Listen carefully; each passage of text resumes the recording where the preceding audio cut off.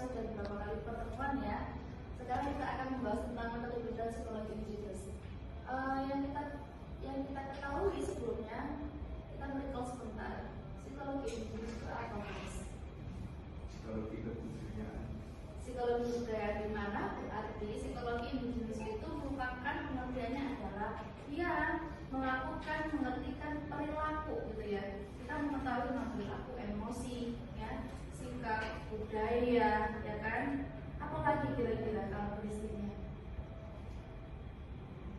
antara tidak hanya budaya sebetulnya ya, tapi keyakinan, kemudian bagaimana cara kita mengkomprehensif dari budaya Barat dan Asia, itu yang utamanya ya. Oke, ini ya yang tadi disampaikan bahwasanya untuk penelitian daripada metodologi psikologi indigenous ya, gambarannya adalah mengidentifikasi persamaan menggunakan psikologis antara kelompok budaya serta menelusuri bagaimana akulturasi ini secara berlangsung. Dan kalau secara metodologisnya, bagaimana cara psikologi indigenous ini mengkomprehensifkan pendekatan kualitatif kuanti ini dengan menggunakan metode survei, eksperimen, ya, kuesioner, dan interview. Nah, kenapa sih kok ini penting kita belajar bersama bahwasanya ada ternyata metodologi penelitian secara indigenous dan ini sosial banget ya Bu, gitu ya. Terkesan seperti itu, padahal psikologi sosial yang diturunkan kemudian ke psikologi indigenous ini tidak hanya indigenous saja, melainkan juga ke kesehatan mental ya. Coba kita pelajari kenapa ini penting, bahwasanya ada interaksi antara individu dengan latar yang berbeda-beda ya, yang menjadi dampak supaya terhindar dari subjektivitas ya. Misalkan contoh, Mas Adi dari Kalimantan, kemudian dirimu dari Surabaya. Nah, ketika mengambil satu fenomena ya, budayanya adalah makan. Orang Kalimantan itu kalau nggak pakai kecap nggak lengkap. Orang Surabaya kalau nggak makan pedas nggak nikmat gitu ya. Nah, kemudian dicari secara dampak kognisinya, kognitif, emosi, ada nggak perubahan itu? Kalau misalnya ada orang bersatu dengan menikah gitu ya, satu dari Kalimantan, satu dari Surabaya, yang itu perbedaannya sangat tinggi, kira-kira butuh belajar lagi nggak? Butuh ya. Nah, kita lihat lagi hubungan sosial untuk memahami bagaimana peran penting budaya ini untuk menciptakan hubungan sosial yang sehat dan produktif. Ini sama juga untuk ke pekerjaan, bukan dengan pekerjaan kayak teman-teman mahasiswa ya, tugas Bu, dia itu nggak mau ngerjain kelompok itu cuma saya sama Adip aja. Vicky itu cuma ngasih referensi doang, gitu ya Vicky ya. Setuju.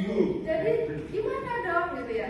Akhirnya yang menyampaikan adalah komunikasi. Kayak apa kita mengerti? Oh ternyata memang Mas Adi, Mas Vicky sama Mbak Rizka itu berbeda dari budayanya, kebiasaannya. Nah, temuan dari solusi ilmiahnya adalah bagaimana cara kita menentukan ya, alat untuk pendekatan secara ilmiah tadi disampaikan, mau kuantif, eksperimen, kuali, kita pakai dengan observasi, intervensi, wawancara ya, atau yang mana gitu ya. Ini ya, fenomena yang sangat update itu kita harus melihat bagaimana peningkatan interaksi dan perbedaan secara signifikasinya. Kalau pendekatan interaksi ya, berarti antara budaya, pendidikan dan pekerjaan jelas itu berbeda. Sasarannya ke pendidikan, ke sekolah, tapi kita pakai kuesionernya tentang pekerjaan. Nyambung tidak? Tidak. Makanya itu yang harus hati-hati yang kita lakukan ya. Kemudian perbedaan dari signifikasinya, mengidentifikasi ya, ini contohnya dari identifikasi diri, kecemasan perbedaan signifikan antara budaya timur dan barat. Contohnya seperti apa? Oh, kita mau melihat respon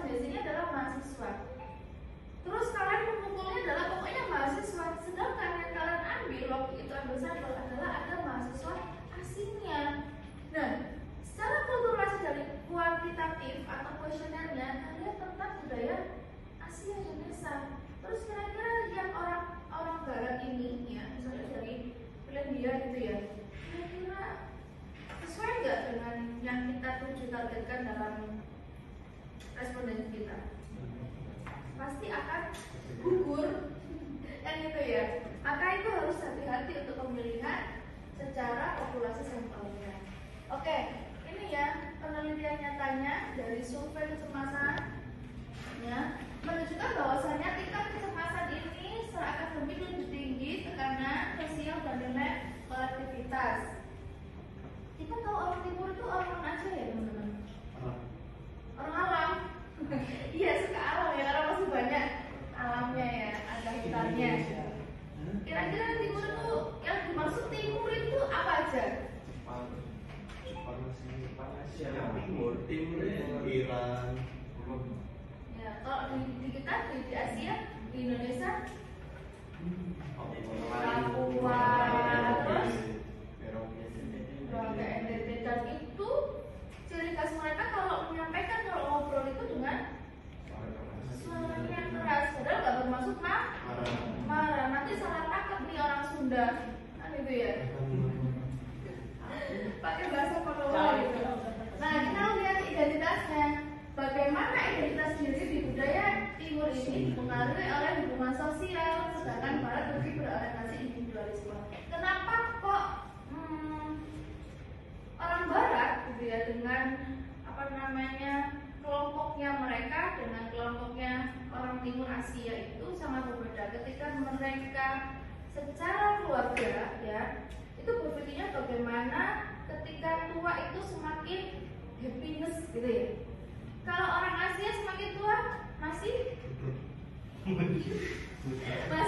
bekerja kan gitu ya. Nah, sehingga ketika dia nanti punya anak, anaknya sudah dewasa, berpikirnya adalah bagaimana orang tua saya tetap ada yang mengawasi dengan saya produktif, maka diberikan ke panti kan gitu ya.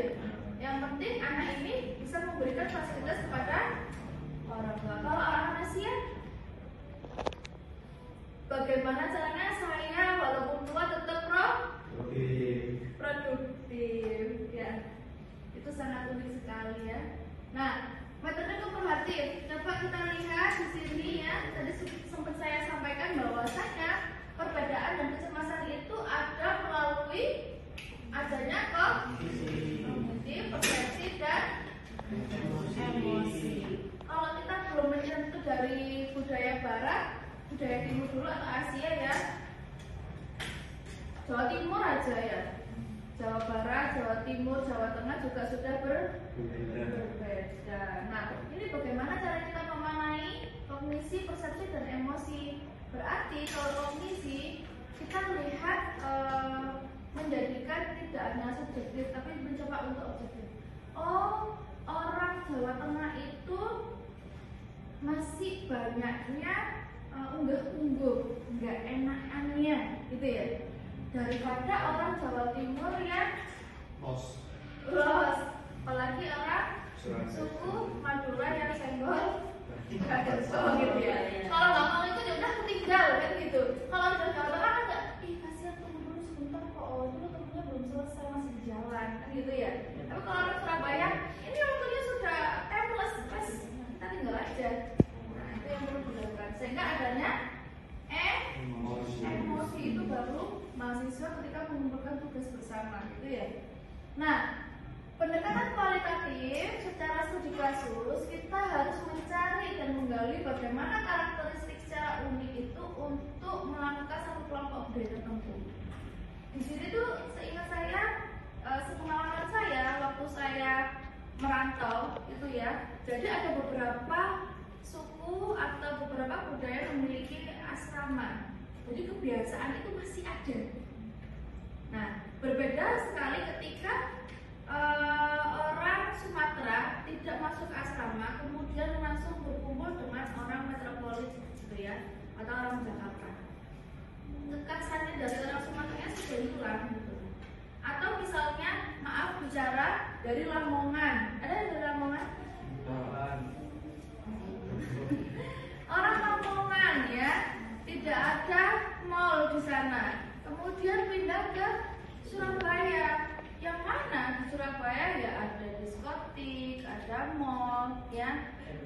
Dan dia tidak punya teman-teman orang Lamongan circle-nya, bukan asrama ya, atau kontrakan gitu ya. Satu kontrak rumah yang kos bareng orang Lamongan semua. Dia tapi masuknya ke orang-orang rantauan dari Jakarta, Bandung misalnya. Nah itu akan mempengaruhi bagaimana dia untuk semakin kepo, semakin ingin tahu tentang Surabaya yang dunia malam. Itu ya. Kita lihat etimologinya ya. Assalamualaikum warahmatullahi wabarakatuh. Alhamdulillah.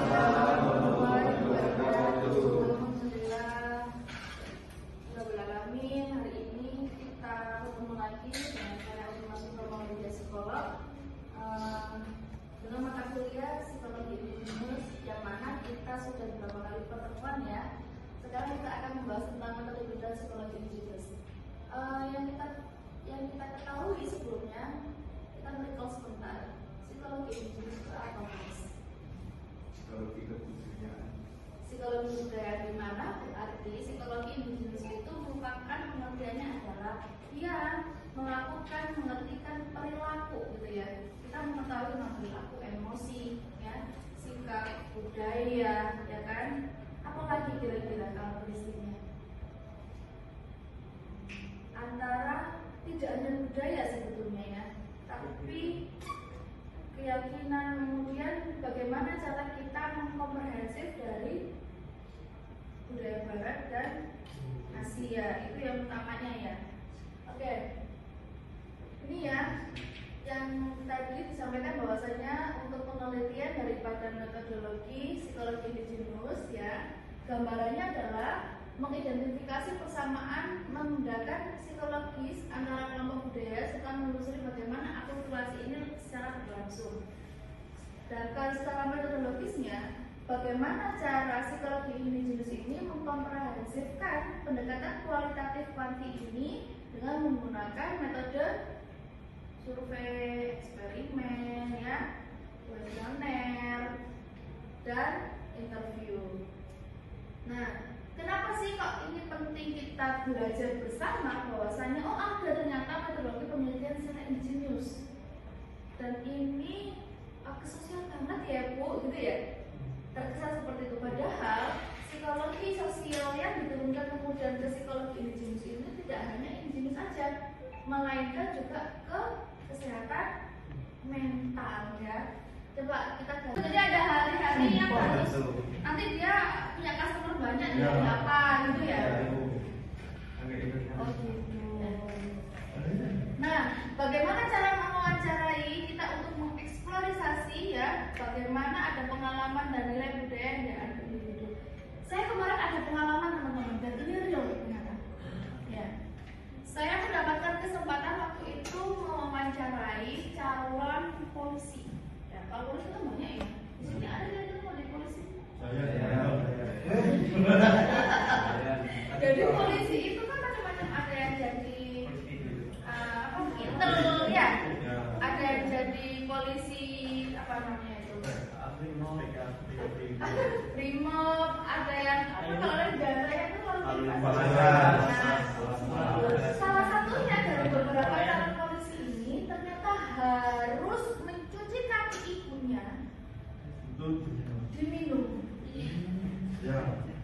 gitu, sehingga waktu kita mau menentukan anak ini mau boleh lolos kualifikasi dalam proses seleksi itu seleksi terakhir ya waktu itu, atau tidaknya ini masuk kemana, tradisi apa, udah salah sebetulnya. Ibunya ada di Blitar, dia orang Madura tulen, tapi ibunya di Blitar, anaknya di Surabaya.